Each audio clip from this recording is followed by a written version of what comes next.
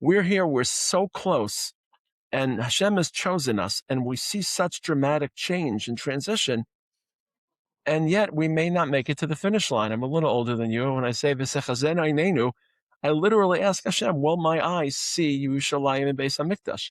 And they may not.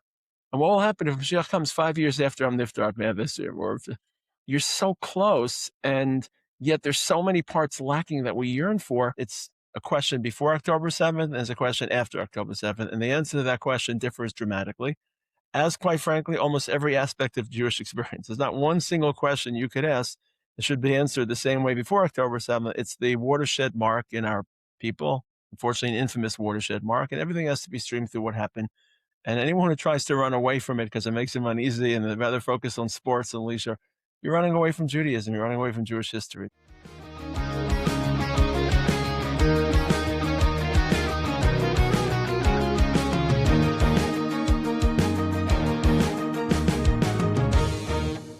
Shalom Aleichem, and welcome to Shtark Tank.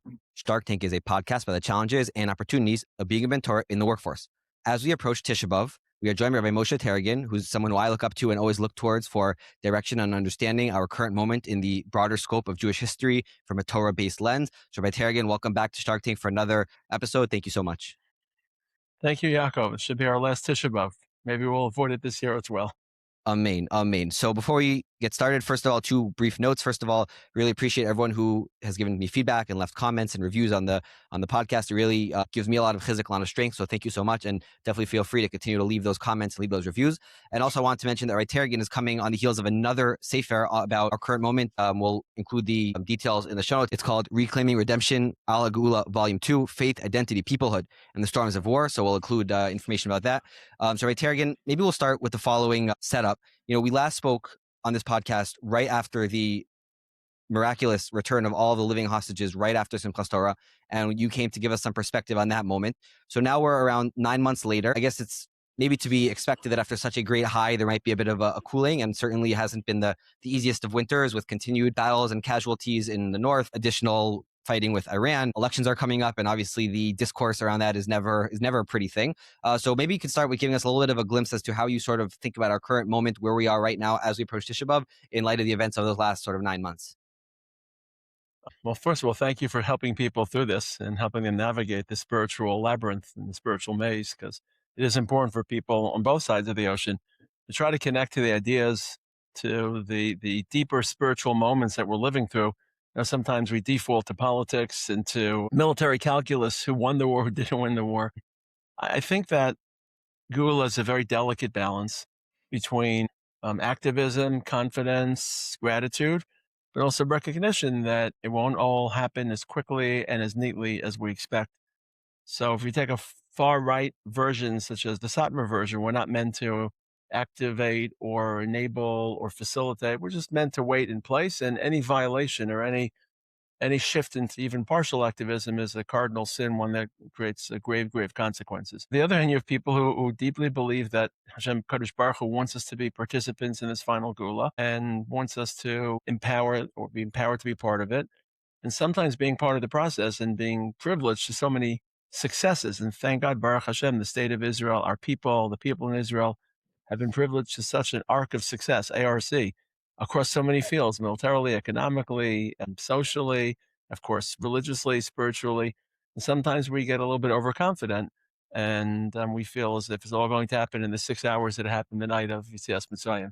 And Yeshaya, Perek Nun Beis, this is a Haftarah, Parsha Shoftim, reminds us, Ki lo b'chipazon tetzeu v'imnusa lo telechon, ki olech lipnechem Hashem u'ma'asivchem Elokei Yisrael. He specifically cites and evokes chipazon in Mitzrayim, and reminds us that it won't happen b'chipazon, and necessarily. And chipazon isn't only the pace and the acceleration, but it's also the texture, and will it be easy, will it be difficult? So I think that October 7th, the last couple in its way, the last 9 months, as you said, in their way, have reminded us that as much as we feel we've been zocha to nisim, the types of which I don't think we've seen since the days of Tanakh, the types of nisim in Eretz Yisrael, but those nisim come with a lot of clouds and a lot of uncertainty and a lot of frustration. And Chazal don't tell us why Chizkiah didn't say Hallel. Only that he didn't say Hallel. And therefore his messianic potential was stymied.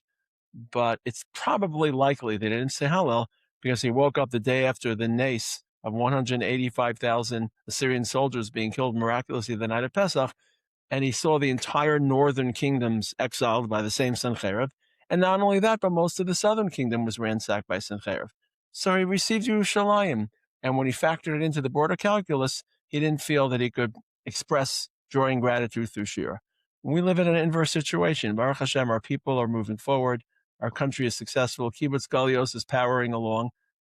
Instead of wasting our time questioning who won the war, who didn't win the war, to be sober and mature about it and be honest and say we've been zocheh to miracles, and yet a lot is left out there. And along with that, a lot of sadness and tragedy.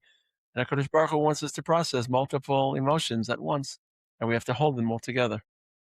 I do appreciate that, and that was certainly one of the biggest takeaways from, I think, our previous conversation, or one of them, about the heart having different chambers. And I got a lot of listeners who actually really enjoyed that metaphor about how we have to sort of hold these different things together. I also do appreciate the fact that I was just thinking about that last conversation, and on a visceral level, it feels so distant. So much has happened, but really, as you mentioned, take a few steps back, and we really appreciate a very different picture. So thank you for helping us to sort of zoom out and get a bit of a broader view of the situation. So as we approach Tisha B'Av, something which I am always thinking about is the fact that I personally grew up with such a blessed life on so many levels, spiritually and physically, and learning yeshiva and tefillah and Eretz Yisrael and all these wonderful things. My life feels very, very full. And therefore, when you ask me to take a day and to mourn and feel like I'm missing something which I never knew, never appreciated, it's very hard. I find myself forcing myself to try to artificially feel something. So how would you suggest that I approach this dynamic, approach the month of Tisha B'Av? Obviously, there's something to be said for just, learn about the Beis Hamikdash, and you'll realize how much we're actually missing. But on a very day-to-day level, I don't necessarily feel that that's so close to me and something I really feel. So what would your advice to me be? Okay, look, it's the question of Tisha B'Av, and I'm happy you're raising it. And most importantly, you're raising it in a very sincere and authentic manner, because mourning is not a mitzvah of externals. Rabbi Soloveitchik would talk about this very often from a lemnish perspective. It's Avela Shebelev. You can go through all the externals, but if you don't feel Avela Shebelev, I'm not going to say you're not Yotzei Tisha B'Av, but you're certainly not considered Misabel Yushalayim. I would not consider you Misabel. So you can go through all and I think to a degree in America, we're both products of summer camps. Summer camps rehabilitated Tisha B'Av, because I've traveled to South Africa and Australia for Tisha B'Av, and because it falls in the winter, you just don't have the camp environment to frame it properly. So we all have been taught the liturgy and the kinos and the stories, but now that we're more mature and we don't just respond with emotion on demand, the emotion has to come from internal space. I would say as follows. First of all, it's a large question, so I'll try to be as brief as I can and unpack it. Number one, it's a question before October 7th, and there's a question after October 7th, and the answer to that question differs dramatically, as quite frankly, almost every aspect of Jewish experience. There's not one single question you could ask that should be answered the same way before October 7th. It's the watershed mark in our people, unfortunately an infamous watershed mark, and everything has to be streamed through what happened. And anyone who tries to run away from it because it makes them uneasy and they'd rather focus on sports and leisure, you're running away from Judaism, you're running away from Jewish history. It's a generational responsibility. The same way, to a degree, I think, for the previous generation, facing the Holocaust, processing the Holocaust. I'm not creating equivalency. I'm just describing them structurally analogous and essentially analogous. So I would say as follows. I think the subtext to your question is not just that you grew up in a comfortable environment in the United States of America, but also you're now in a state where you feel that we're in the process of beginning redemption, and we have our people, we have our army, this is all before October 7th, where we didn't face that suffering. So the question is, how do you experience Avelos through the lens of Geulah, or through the lens of the end of history? And I think that in some way, and that became a controversy about the Nusach HaTfilah, whether we should say Nachem, it's patently false, not sitting as a mourner with, in complete decrepit, degenerative state. And when you daven to Hashem, you have to be honest. And how can you be honest if Chazal said, the Gemara says that the Anshe Knesset Hagdol actually made changes to Tefillah because they couldn't say Gadol Gibor and Ora, because during the time of Churban, they didn't say Ayeg Gedulosav, Ayeg Geburosav. So it's not, I think some people feel like it's more firm just to keep to the Nusach. By the way, I keep the Nusach of Nachem. I say it, and I'll tell you why I say it. But I think the people who are encouraging a change in Nusach, which I disagree with their opinion, but I don't think they're coming from a less firm standpoint. They're coming from a standpoint that Tefillah has to be honest. And the question is, do you change Matbeah Shetavu Chachamim? But let me give the following analogy. I'm sitting in my room and I'm looking at all this Sfarim, and I'm looking at the Sfarim of the Vilna Gaon, who was my ancestor. I come from the Mishpachas Gaon. It's looking at the Chassam Sofer, and I'm looking at all the Sfarim in my room. And I really feel lacking that I never met these people. Could you imagine me, Chassam Sofer? Could you imagine me, Riki Veger? But when I think about Rabbi Soloveitchik, who Shia was Zocha to be in, but only at the tail end of his career, then I feel really pained by it. Why? Because I missed the Chassam Sofer by 200 years. I missed the Gevil Gaon by 280 years. If I would have been 10 years or 5 years older, I could have received the Rav in his prime. And I just got Ketzeis Hashemish Bigvaraso. I got what you would call Shivrei Luchos. I didn't get the full radiance of the Rav's Torah. So the fact that I'm so close to something whets my appetite for that in retrospect more than something which is remote. Now flip the history forward. Your great-great-grandparents were in some shtetl, far removed from redemption, not even imagining they would see the kotel. Every Tisha B'Av night, someone pulled out a little yellowed paper, someone that had been to Palestine and sketched the color of the kotel that was passed around that night. And for them, it was just some theoretical, hypothetical dream. We're here, we're so close, and Hashem has chosen us, and we see such dramatic change and transition, and yet we may not make it to the finish line. I'm a little older than you. When I say V'sechazen Einenu, I literally ask Hashem, will my eyes see Yerushalayim and Beis Hamikdash? And they may not. And what will happen if Mashiach comes 5 years after I'm niftar this year? Or you're so close, and yet there's so many parts lacking that we yearn for. So I'm not sure that the decibel level and the tone has to be the same crying and mourning before, but still yearning and desiring and coveting. I think there's a full range of emotions between screeching and shrieking and celebrating a wedding. And it's not binary. And to find yearning, loss, wistfulness, desire, that's also part of Tisha B'Av. It doesn't have to be the crying and the screaming, Al Elani Bochia. It could just be, I was placed in a situation which I was so close, and I may not be someone that's Roa Pnei Mashiach. I may have to be part of Chias HaMesim and not Roa Pnei Mashiach. So that's, I think, one place to go to. I think the second place to go to is to view Tisha B'Av as a journey through Jewish history, as a day to connect with Jewish history, not just living in Tafshin Pei Vav and where you are and what your state of mind is, and you were part of Geulah, part of comfortable upbringing in New York metro area. But what we're going through now was derailed by 3,300 years. It should have happened much easier and much sooner when we left Mitzrayim. The original plan was for history to end in 2448. We're 11 days away from Eretz Yisrael, Har Sinai. We march into Eretz Yisrael, supernaturally defeat the kingdoms, and we build Mashiach. And everything that's happened to the last 2,000 years, certainly 3,300 years in a broader sense, has been one long historical detour. And it's been a detour paved with blood and paved with suffering and paved with sadness. And just to think about all those Yidden who had to go through so much suffering and so much hardship, and it could have been avoided. It didn't have to occur this way. Geulah was not built in, wasn't woven into a preconditioned aspect of Jewish history. And just to feel sad for them, to, even if you're not in a pogrom, Baruch Hashem, and you're not suffering the Holocaust, and you're not being expelled from your home, but that doesn't exempt you from identifying with people who did live through those experiences and who stood tall and faithful and enabled us to return to Eretz Yisrael, because Reishis Michas Geulah did not begin in 1948. It's an aggregate of all the zechuyos and all the courage and all the defiance throughout the generations. So the least we owe them is to take one day and imagine, put ourselves in their place. But if it's also a day of Jewish history, then it's also a day to be honest as to which historical moment you stay in. And I go back a lot on Tisha B'Av to Rabbi Akiva. I don't know if that day was Tisha B'Av, but the day in the end of Makos when Rabbi Akiva was walking on Har Habayit, and he was smiling a little bit because he saw parts of history that were directly in his mind reflected in the sadness and the tragedy. He basically saw that Jewish history is asymmetrical, and the fact that the Romans were so aggressive at turning Jerusalem into, a ruins reflected the fact that Jewish history is disproportionate and asymmetrical, and that same asymmetry means that Geulah can happen tomorrow, and that Geulah ki pala be'inei she'eres hamazon, quotes Zechariah. So Rabbi Akiva allowed himself to smile on Tisha B'Av, and I think that if we're honest and we're living through Jewish history and we're suffering, then we also have to be able to smile, not be joyful, but at least recognize. I don't think that Geulah, in today's context, and ideas of Geulah are that contradictory to Tisha B'Av. Certainly for the first part of Tisha B'Av, till the Avelis is Yoredes and is Misma'etes, I want to think about Geulah. But let's say someone says, towards the end of Tisha B'Av, they want to read a little bit about the triumph of the state of Israel, the triumph of the Jewish people, the triumph after whatever triumph they feel.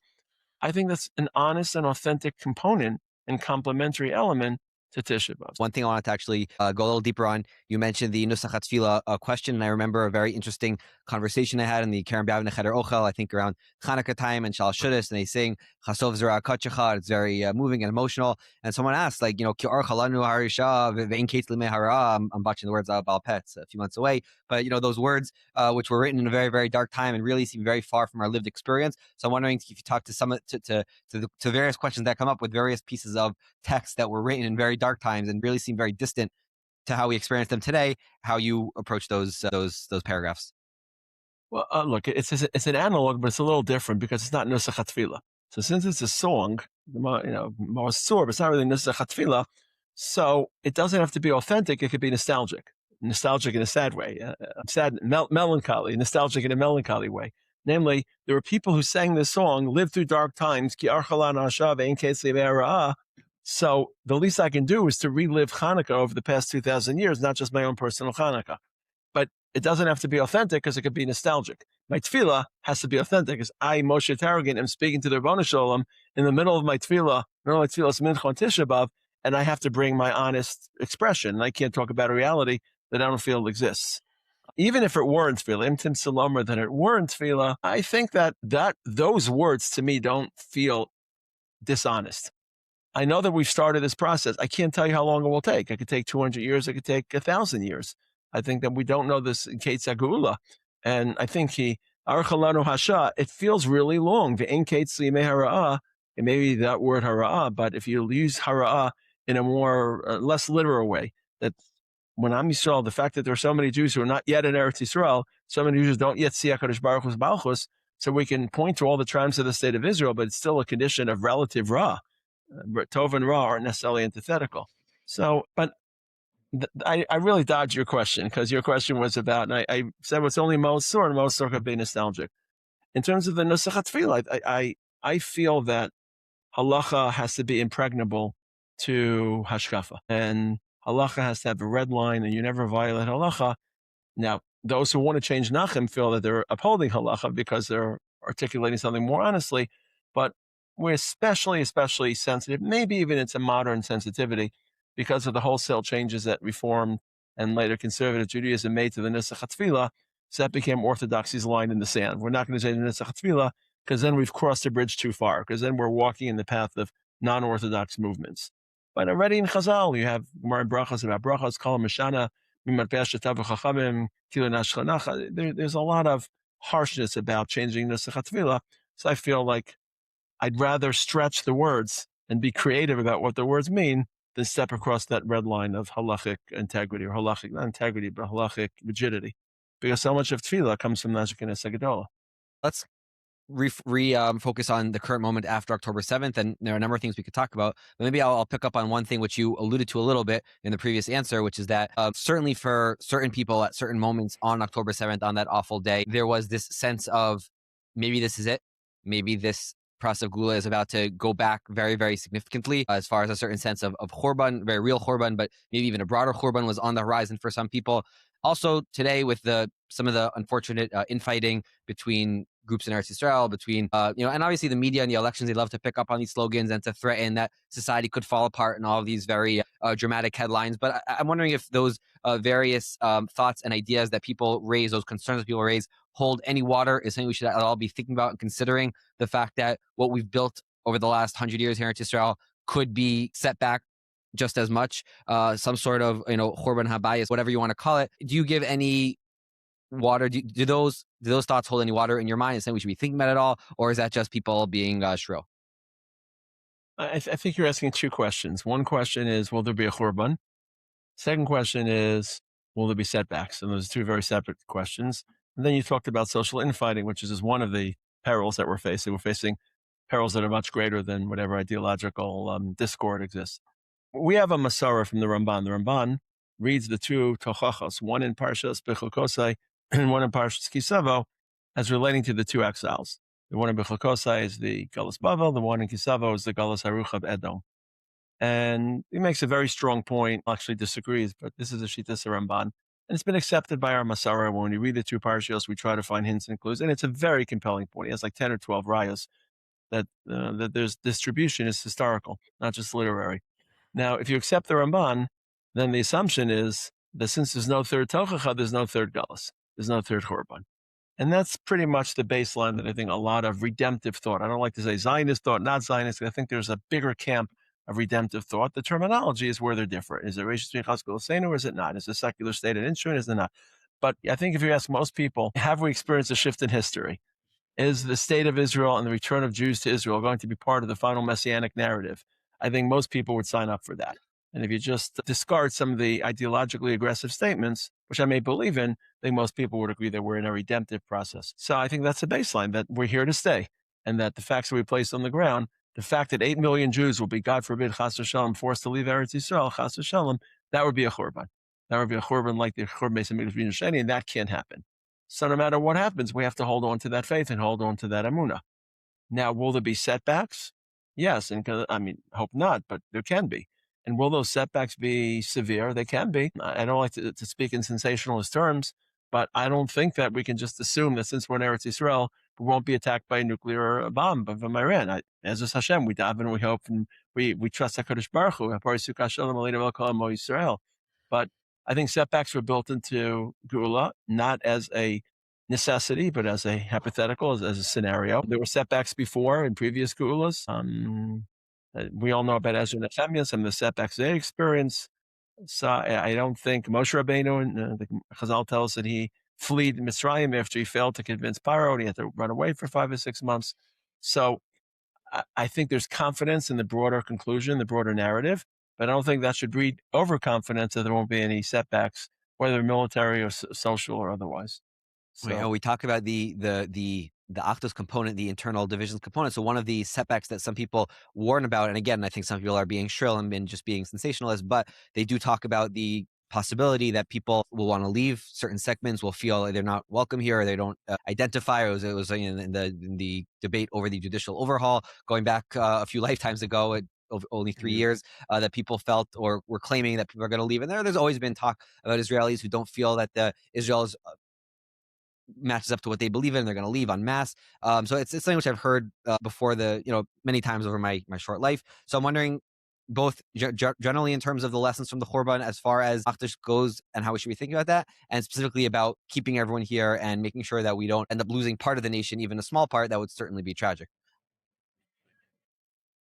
Again, I want to split the questions. Maybe we won't get to part 2 because part 1 is so important.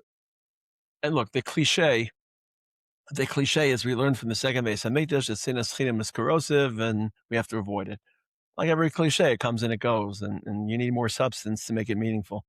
Unfortunately, Achdut has become a slogan, and it's great for concerts, and it's great for summer camp programs, and it's great for loud, flashy advertisements and articles. But if you don't try to define it, and you don't try to highlight its pitfall, like you have to drill under the hood. I feel the same thing is happening with Churban Bayis Sheni. Everyone just pays lip service. Sinas, we have to avoid it, and it doesn't stick. I think there are many, many lessons if you drill under the hood of the second Beis Hamikdash. I think, for example, instead of digging down into all the groups, but there was a clear division between the zealots and the moderates.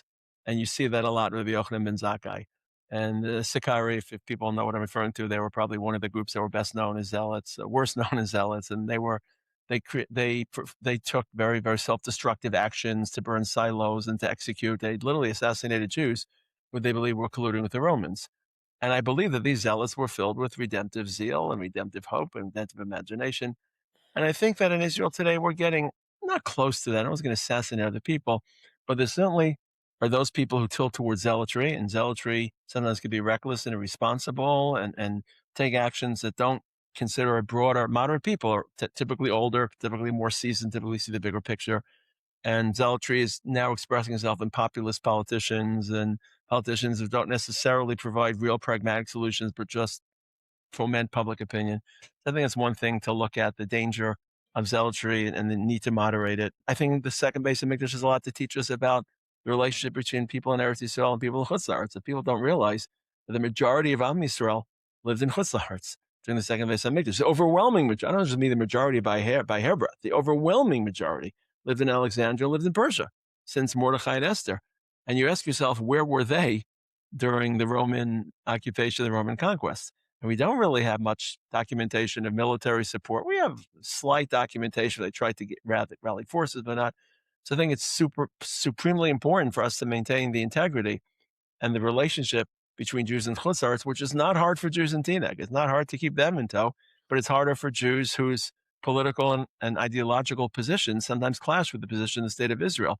And not only that, how do we create an Orthodox hegemony here? We want the Rabbanut to be basically Orthodox, but most of the Jews in Chutz La'aretz are not Orthodox. I mean, there was just some survey announced yesterday that more Jews in America support Mamdani than support Netanyahu. And that's a very, very frightening, not for the political connotations, but for the cultural connotations of where so many Yidden fall. So I think that worrying about people in Chutz La'aretz, I think sometimes Israelis are a little too callous and a little too indifferent to the support we need to maintain with Kehilos Am Yisrael, not just Kehilos of B'nai Torah and Orthodox people. I think Jews basically invited Romans into the political fray, and they had too much confidence in Rome. If you go back, pretty much the Jews were jostling amongst themselves as to who would be the successor of the Maccabean monarchy. And basically a fight erupted between two brothers. There was Aristobulus and Hyrcanus, the second, each of them. And at some point, they each invited Pompey, the Roman emperor, to come and support their side. And Pompey came in and decided, you know what, I'm not going to support either side. I'm going to conquer Yerushalayim. So in 63 BCE, Yerushalayim was conquered by Pompey, and then Israel became a client state. So I think that people are starting to realize that as much as we admire Donald Trump and we admire all of his efforts, Enon Milvado, and to be too reliant and too dependent and too celebratory. Some of the scenes I saw about people celebrating Donald Trump and some of the statements they made, just historically myopic. You don't realize it. And we've realized how fickle Donald Trump is. This is not an anti-Donald Trump statement. It's just to realize that just be careful what you wish for. I think that it has a lot to teach us about Das Torah. I'm someone that doesn't see Das Torah as part of our Masorah. Again, just to be clear, we follow Gedolim and people of Talmidei Chachamim level when it comes to halacha, when it comes to moral guidance. Obviously, we don't follow them in absolute terms because moral issues are contextual. But when it comes to politics or health or real estate or marriage, we trust ourselves, experts, depending upon the field. And you go back to the second Beis Hamikdash and you see someone like Rabbi Akiva, who obviously is one of the cornerstones of our Masorah. He made a mistake. He mistakenly identified Bar Koziba. You hear Shimon Bar Yochai having a conversation with Rav Rabbi Yossi about how to view the Romans. And you don't get the sense that everyone followed Rav Shimon Bar Yochai because he had said it. It was a private conversation. It's hard to know, but you don't get the sense certainly not everyone listened to Rabbi Yochanan ben Zakkai. Now, I don't think it was just the zealots. I think popular support was against him, which is why he had to escape. So to me, when thinking about some of the digging underneath the hood, not just coming out with a broad stroke, sinas sinam, we have to be careful about sinas sinam, but understanding how it happened and understanding some of the subtle nuances surrounding how it happened and taking lessons. I think it's also part of learning how the Beis Hamikdash was torpedoed by internal struggle.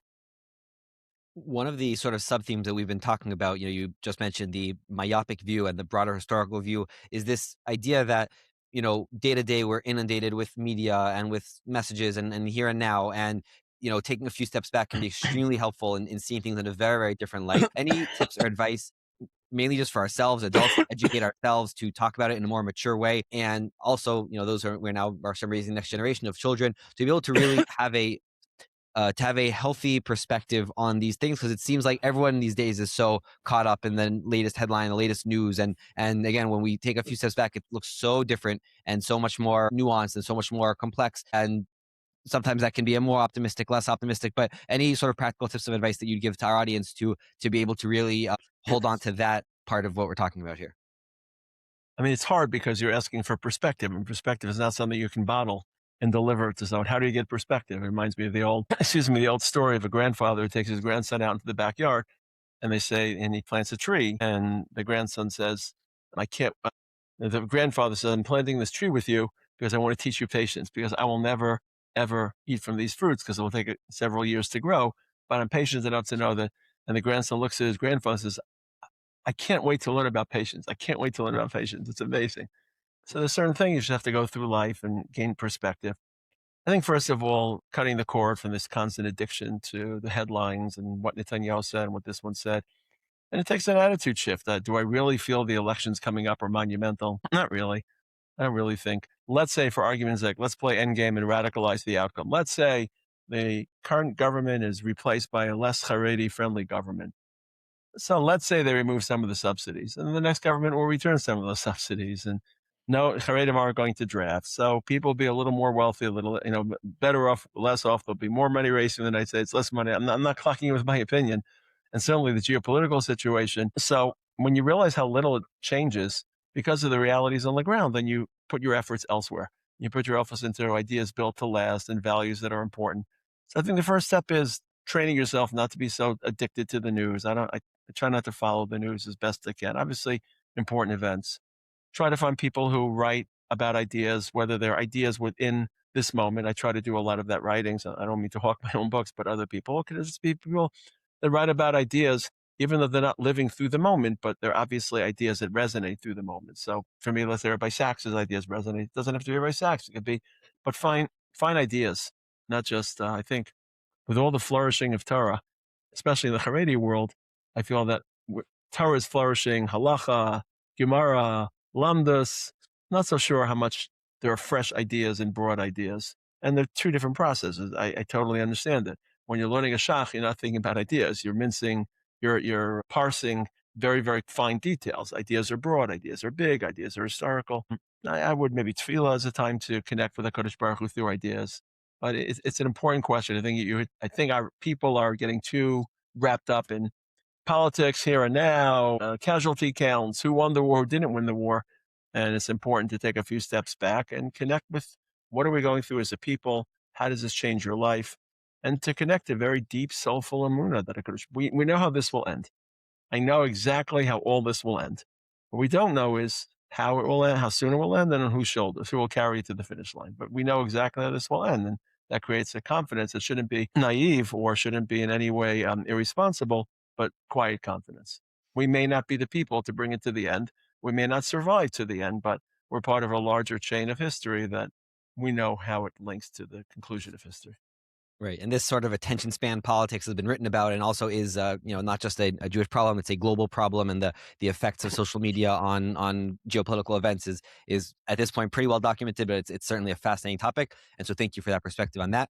So finally, last question for today. Many people in their earnest will to want to bring the Geulah are actively pushing very hard to, whether it's bring B'nai Chutz La'aretz to make Aliyah and to advocate for that very strongly.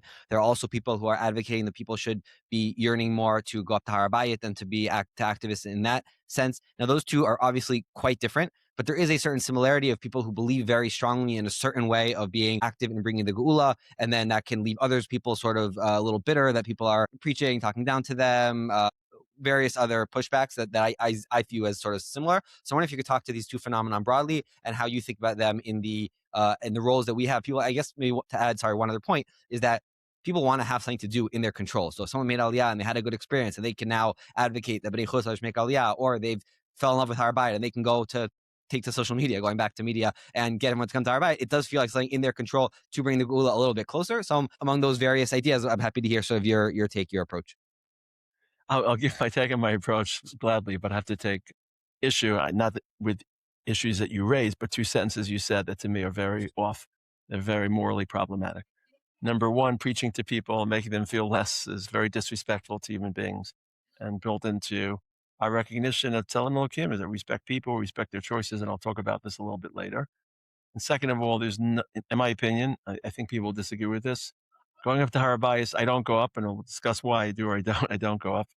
But you have to be very, very careful. It's a moment of Kedusha. It's a moment of Amidah Lefnei Hashem. You're Kimari Kohen, not literally Kodesh HaKadoshim. And to me, to turn into a social media event and to take pictures and to take selfies, I can't see it. It's just a lack of Yiras Shamayim. I think of Nadav and Avihu, what they must be thinking about in Shamayim when they were taken from this world because they were mocked with Eish Zara, with sincerity and with Kedusha, and people turning into a photo op. Now, I know that the pushback will be, well, by my taking my photo, then I'll encourage other people. But you have to be very, very careful to walk the line properly between L'Shem Shamayim and L'Shem Atzma. Most people on social media, unfortunately, they're interested in getting attention to themselves and getting likes and getting thumbs up. And to turn Har Habayit literally into a popularity platform is so antithetical with what it means to be Omed B'fnei Hashem. What it means to be Omed. We all know that Kohen Gadol Yom Kippur doesn't wear big days of because of Ein Kadego Nasa Sanegar. There's an alternate version in the Yishalmi. He doesn't wear big days of because he doesn't want to be arrogant. And what do you mean? Arrogance is only us during Yom Kippur? Arrogance is us the whole year. Why does he?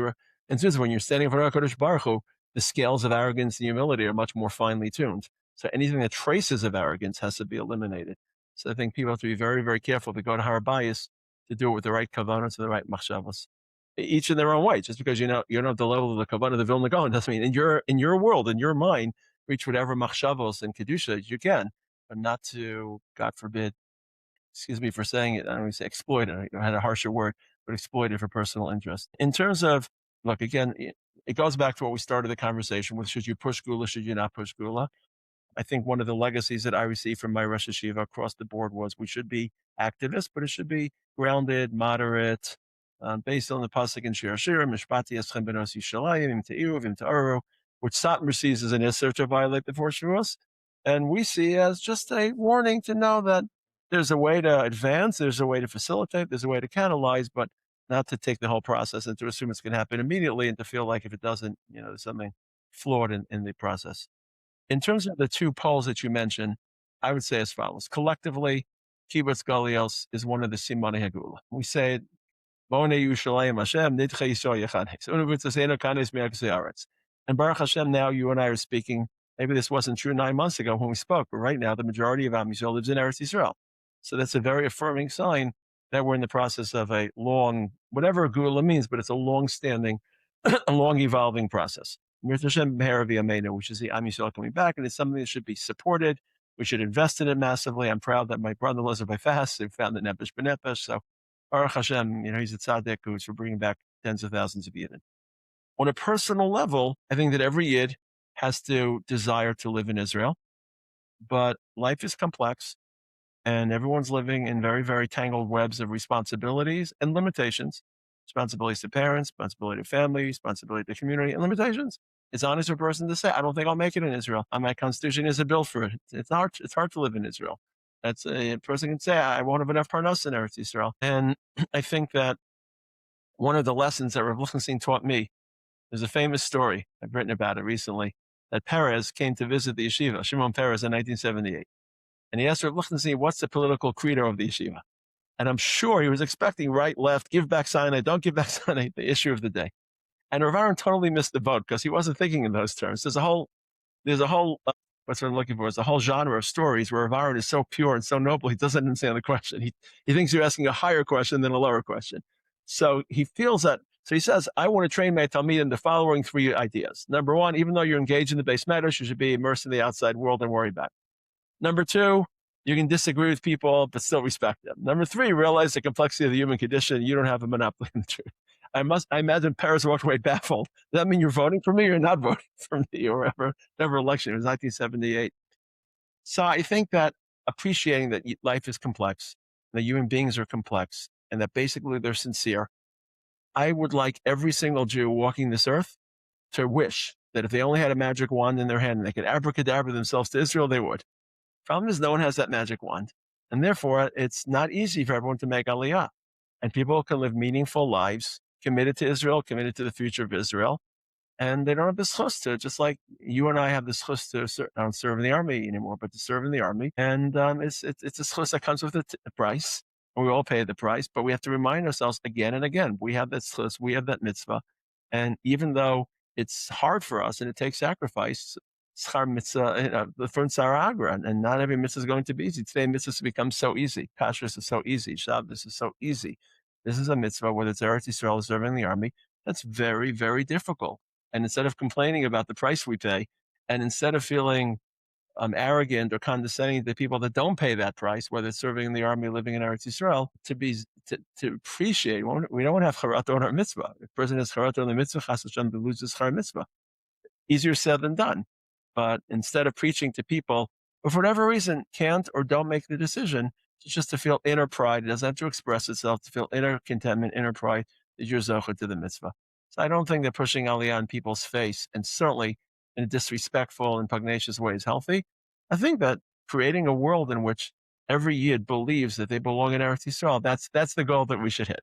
We should try to aspire to that world which every Yid believes that under ideal conditions live in Eretz Yisrael, but there are meaningful lives outside of Eretz Yisrael. In terms of Har Habayit, it's a completely different question because there's a shashkares, if you don't believe that it's been mapped properly. Generally, with lesser severe averos, we're more machmer, right? Just think about Pesach. Pesach is also shashkares. Think about how many siagim and chumros and gzeros we have surrounding Pesach. Those that go feel that they have fair enough confidence that they know where to go and not to go. And if you ask me, if you put a gun to my head, I would probably agree that the mapping is correct and you could go up without getting close. Then it's also an internal question, like I said before. Part of our relationship with HaKadosh Baruch Hu is not just running towards the Rebbeinu Shalom, but also maintaining sanctity and transcendence of a makom that it may not yet be invited back to. And I don't have paradum, and I don't have Beis Hamikdash, and I don't have tahara in the purest sense. And therefore, it's not just halachically, can I go here, can I not go there? It's also, is the time yet ready? Is the time ready for yet? Is this something Hashem wants me to have now? And that's, I think, going back to a lot of the questions you asked right now, that to me is part of my relationship with the Kodesh Baruch Hu. Is this something the Rebbeinu Shalom wants me to have now at this stage? And just like in the Midbar, Hashem delayed us because we weren't ready. It could be we're not ready for certain things. And in my opinion, given all the strife and the struggle and the issues right now, going up to Har Habayit with all that connotes, it's not paramount on my list. If I had a genie coming out of a bottle and asked me I can make 5 wishes for Eretz Yisrael, I know what those 5 wishes would be. They wouldn't be going up to Har Habayit because there's so many other issues we have to deal with shamir, gateways, and preconditions to the next stage. So it's a question of what fits given our current state. But I understand my children go up, and I understand that people, not all of them, but some of them, they go up, do it as long as it's l'shem shamayim, and as long as they're trying to create movement. But again, to turn into a photo shoot or as a political tool, and certainly to turn it into a way to enrage people and to visit Har Habayit to enrage Muslims or to provoke Muslims, it's wrong politically, it's wrong halachically, because Nishmat Me'or L'Nafsho Sechem isn't just a mitzvah sayachid, it's also a mitzvah tzibur. It doesn't mean we shouldn't go to war, but we shouldn't take actions that will just provoke greater violence and greater risk.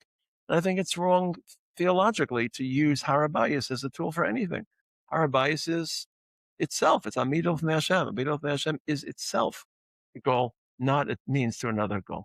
Okay, beautiful. Rav Taragin, thank you so much for all of these wonderful insights. And, again, do I reiterate the fact that many listeners have really given great feedback and hearing not only on this podcast, but also many shiurim talk about current events and how we approach it with a Torah lens and a grounded approach. So thank you so much for all of that. To remind the listeners that Reclaiming Redemption Volume 2 is available now, and we'll include a link in the show notes. So Rav Taragin, thank you so much. And just to go back to the very beginning, hopefully this will not be a relevant episode by the time we release it with all the available we lead up to Churban, or if we do release the episode by the time Tisha B'Av comes along, it will be relevant anymore, Bezrat Hashem. But thank you so much for taking the time, and thank you so much for all the Torah that you've taught us.